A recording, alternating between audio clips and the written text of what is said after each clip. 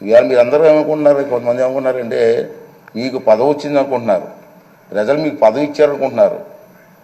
నా దృష్టిలో మనకి ఇచ్చింది పదవి కాదు, బాధ్యత. మనకి ఇచ్చింది ఈ టర్మ్లో మనకి ఇచ్చింది పదవి కాదు, ఒక బాధ్యత ఇచ్చారు. మన భుజస్కంధాలపై బాధ్యత పెట్టారు, ఒక నమ్మకంతో ఇచ్చారు. చంద్రబాబు నాయుడు గారు, పవన్ కళ్యాణ్ గారు, బీజేపీ కలిసిపోయి ముందుకు వచ్చారు. ఈ రాష్ట్రానికి న్యాయం జరుగుతుంది, చంద్రబాబు గారు సమర్థవంతంగా పరిపాలన చేసే శక్తి ఉంది అని ఒక నమ్మకం.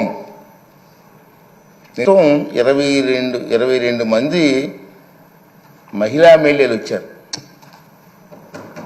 ఈ సభలో. నిజంగా చంద్రబాబు నాయుడు గారిని, పవన్ కళ్యాణ్ గారిని అభినందించాలా.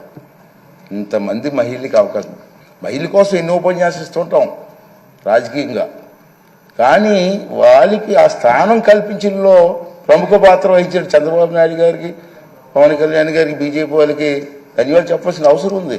అంటే మహిళలు అలాగే 33% పోస్ట్ గ్రాడ్యుయేట్స్ ఈ సభలో ఉన్నారు. ఇది చాలా మంచి పరిణామం. 39 మంది గ్రాడ్యుయేట్స్ ఉన్నారు ఈ సభలో. అలాగే 57% లెస్ దెన్ 55 ఇయర్స్ ఏజ్ ఉన్నవారు ఉన్నారు. 55 ఇయర్స్ లోపు ఉన్న వాళ్ళు 57% ఉన్నారు. అంటే ఇంచుమించు యంగ్ బ్లడ్ కదా. ఇటువంటి సంపద ఈ సభలో ఉంది. ఫస్ట్ టైం ఎమ్మెల్యేస్కి 9 మందికి మంత్రులు ఇచ్చారు. సాధారణంగా మంత్రి అంటే ఏం చేస్తారంటే అనుభవం చూస్తారు, ఎన్ని చూస్తారు కదా సాధారణంగా.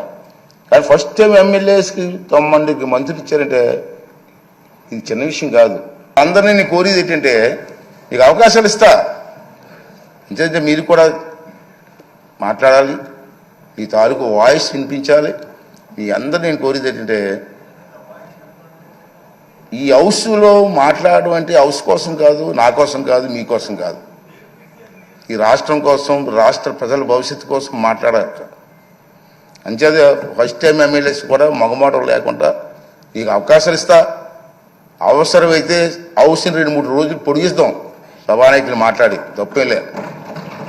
చర్చ జరగాల. మీ నియోజకవర్గంలో మీరు కావాల్సినటువంటి కార్యక్రమం ప్రజలు అందరూ కోరుకుంటారు. కార్యక్రమం అడుగుతారు మనల్ని. ఆ కార్యక్రమాలని స్పష్టంగా సభ ద్వారా మంత్రులు ఉంటారు, మంత్రులకి అధికారులు ఉంటారు, అధికారులకి వారితో పాటు ప్రజలకు కూడా మా ఎమ్మెల్యే గారు అసెంబ్లీలో మాట్లాడారు మా సమస్య కోసం చెప్పి ఒక ఆలోచన వచ్చే విధంగా మీరందరూ కూడా ప్రవర్తించవలసినటువంటి అవసరం ఉందని చెప్పి మనం చేస్తున్నాం. సీనియర్స్ కూడా ఉన్నారు, సీనియర్స్తో కూడా మాట్లాడి మీ ప్రెజెంటేషన్ బాగా చేసి ఈ రాష్ట్ర భవిష్యత్తుతో పాటు మీ నియోజకవర్గ భవిష్యత్తుని కూడా మరి ముందుకు తీసుకెళ్ళడం కోసం మీరు ప్రయత్నం చేయవలసిన అవసరం ఉంది. ఇంచేత మిమ్మల్ని టీవీలో సభలో మనమే ఉన్నాం, మనం చూడడానికి కొన్ని లక్షల మంది కూర్చున్నారు బయటని. ప్రతిరోజు మనల్ని అబ్జర్వ్ చేస్తున్నారు.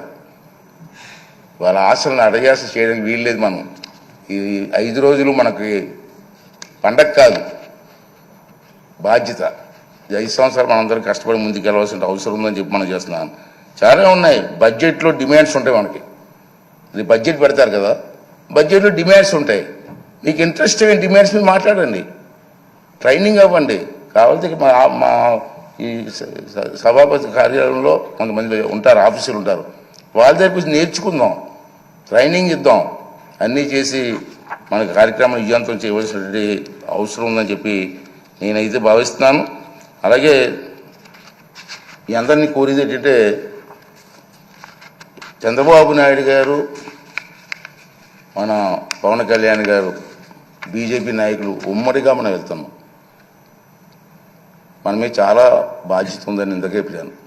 ఆ సమస్యలు ఏ విధంగా చర్చ చెప్పారు. బుచ్చి చౌదరి గారు లాంటి పెద్దలు ఉన్నారు, చాలామంది అనుభవం ఉన్నటువంటి వ్యక్తులు ఉన్నారు, గతంలో మంత్రులు చేసిన వ్యక్తులు ఉన్నారు, చంద్రబాబు నాయుడికి అపారమైనటువంటి అనుభవం ఉన్న వ్యక్తులు ఉన్నారు. ఈ అందరినీ కలిసి మన బాధ్యత. నా ఉద్దేశం ఒకటే, నేను ఒకటే నిర్ణయం తీసుకున్నాను, స్పీకర్ తక్కువగా మాట్లాడాలా, సభ్యులు ఎక్కువగా మాట్లాడాలి. ఆ అవకాశం నేను కల్పిస్తాను, అది బాధ్యత. కానీ మీరు కూడా ట్రై చేయండి. సబ్జెక్ట్ మీద మాట్లాడండి, ఈ సభకు గౌరవం తీసుకురండి. ఈ 16వ శాసనసభకు ఒక మంచి గుర్తింపు వచ్చేలాగా, గౌరవం వచ్చేలాగా మీ అందరూ కూడా సహకారం అందించాలని చెప్పి ఈ సందర్భం మనం చేస్తూ, అలాగే ముందే చెప్పాను తక్కువ మాట్లాడితే మంచిదని స్పీకరు.